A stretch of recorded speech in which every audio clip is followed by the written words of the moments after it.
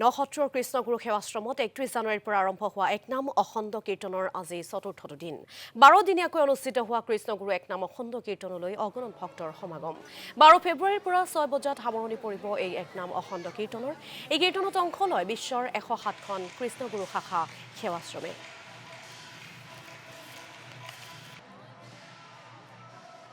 আমাৰ এই কৃষ্ণগুৰু সেৱাশ্ৰমত যেনেকৈ অখণ্ড একনাম কীৰ্তন চলি আছে বৰ্তমান অৱস্থাত আৰু ইয়াত তাৰমানে অহৰহ আমাৰ ভকত দৰ্শনাৰ্থী আহি আছে আৰু এই যি কেইদিন বাকী আছে সেই বাকী থকা দিনকেইটাতো আমি এটা আমাৰ বিশ্বাস আছে যে যথেষ্ট সংখ্যক ভকত আহিব, যথেষ্ট সংখ্যক দৰ্শনাৰ্থী আহিব আৰু সেইমতে আহি উঠি ইয়াতে আমাৰ যিটো নেকি সেৱাশ্ৰমৰ অখণ্ড কীৰ্তন সেই অখণ্ড একনাম কীৰ্তনত তেওঁলোকে অংশগ্ৰহণ কৰিব। আমি এটা অনুমান দেখিছোঁ।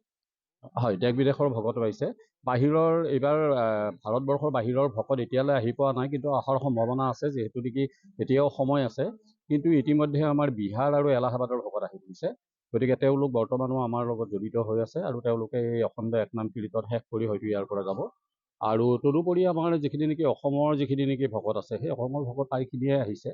আমাৰ উজনি অসমৰ যিখিনি নেকি ভকত বা নামনি অসমৰ যিখিনি নেকি ভকত, মধ্য অসমৰ যিখিনি নেকি ভকত, এই গোটেইখিনি আহি আছে আৰু আপোনালোকে দেখিবলৈ পাইছে তেওঁলোকৰ থকাৰ কাৰণে এটা বৃহৎ দুটা শিবিৰ আছে। আৰু আমাৰ এই কৃষ্ণগুৰু সেৱাশ্ৰমত